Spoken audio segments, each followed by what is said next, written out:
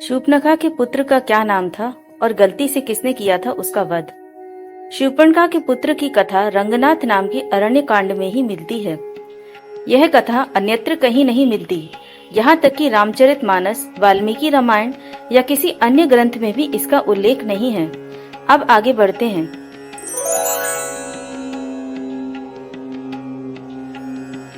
रंगनाथ रामायण के अनुसार रावण ने जब शूर्पणखा के पति विद्युतजिह्वा का वध कर दिया, उस समय शूर्पणखा 6 महीने की गर्भवती थी।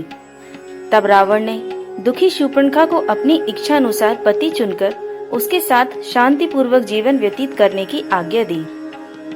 शूर्पणखा ने लंका छोड़ दी और पंचवटी चली आई। कुछ समय बाद शूर्पणखा ने एक पुत्र को जन्म दिया जिसका नाम जम्बूमाली था।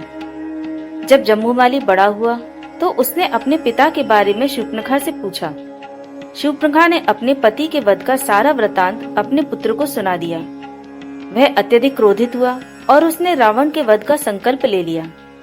अपना संकल्प पूरा करने के लिए जम्बूमाली तप करने के लिए जंगल में चला गया। उसने सोचा, ब्रह्मा जी तो वर देंगे नहीं और शिव जी रावण के इष्ट देव हैं। साथ ही विष्णु भगवान का पता नहीं कि कितने समय में प्रसन्न हो। इसलिए उसने सोचा कि ये सभी देवता सूर्य देव में निवास करते हैं। उसने स्वयं सूर्य देव की आराधना करने का निश्चय किया और कठोर तप करने लगा। लंबे समय तक तपस्या करने के कारण उसके आसपास बांस के पेड़ों की झाड़ी बन गई और उसका शरीर बांस की झाड़ी से ढक गया। तब उसकी तपस्या से प्रसन्न होकर सूर्य देवता ने आकाश मार्ग से जम्बूमाली के लिए एक दिव्य खड्ग भेजा। वह खड्ग उस बांस की झाड़ी के पास आकर रुक गया जहाँ जम्बूमाली तप कर रहा था। ठीक उसी समय घनघोर शब्द करता हुआ वह खड्ग अचानक हवा में लहराने लगा और जैसा कि हमने बताया कि वह खड्ग तप में लीन जम्बूमाली के पास जाकर ठहर गया। खड्ग से आवाज निकली कि हे जम्बू कुमार, आप धन्य हो, आप मुझे स्वीकार करें। श्री सूर्यदेव ने मुझे भेजा है। लेकिन उस राक्षस कुमार ने उस खड्ग को यह कहके वापस जाने के लिए कहा कि यदि साक्षात सूर्य आकर तुमको मुझे समर्पण करते हैं तब तो मैं स्वीकार कर लेता हूँ, किंतु उन्होंने स्वयं न आकर मेरा अपमान किया है। इसलिए तुम उनके पास वापस जाओ। अब यह एक संयोग ही था कि उसी के आसपास पंचवटी में अपना वनवास काटते हुए भगवान राम, सीता जी और लक्ष्मण जी साथ रह रहे थे। अचानक एक दिन लक्ष्मण जी जंगल में लकड़ी काटने के लिए गए।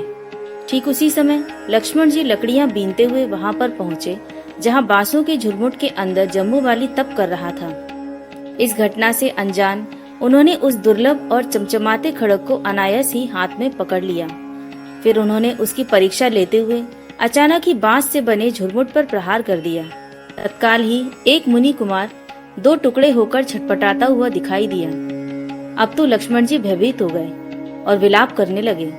उन्होंने कहा कि मैं दशरथ का पुत्र और श्री राम का लघु भ्राता जैसे जघन्य कृत्य कैसे कर बैठा। मैंने तप करते हुए एक ब्राह्मण को मार दिया। मुझे तो अब ब्रह्म हत्या का पाप लगेगा। उन्होंने प्रभु श्री राम के पास चलकर अपना अपराध स्वीकार करने का निश्चय किया। वे श्री राम के पास पहुँचे और सारा वृतांत प्रभु को सुनाया। प्रभु भी चिंतित होकर कुछ सोचने लगे। तभी अचानक ही कुछ मुनियों का एक समूह वहां पर उपस्थित हो गया। उन्होंने श्री राम को बताया कि वे ब्राह्मण या मुनि कुमार नहीं था, अपितु राक्षस कुमार है, और अगर वह खड्ग खुद उसके हाथ में आ जाता तो वह सारी मानवता का विनाश कर देता। दैववश जो भी हुआ वह अच्छा ही हुआ और इसी तरह से आपने मानवता की रक्षा की है। आप शोक त्याग दीजिए। हे राघव, आपके कुल के किसी भी व्यक्ति से भूल से भी किसी की अकारण हत्या नहीं हो सकती है। तो इस प्रकार शूर्पणखा के पुत्र की कथा थी। दक्षिण भारत की कंब रामायण में भी शूर्पणखा के पुत्र के विषय में कुछ ऐसी ही कथा मिलती है, किंतु उस ग्रंथ में उसका नाम शंभु कुमार मिलता है। दोस्तों, अगर वीडियो पसंद आया है तो लाइक करें और साथ ही चैनल को सब्सक्राइब करना ना भूलें। धन्यवाद।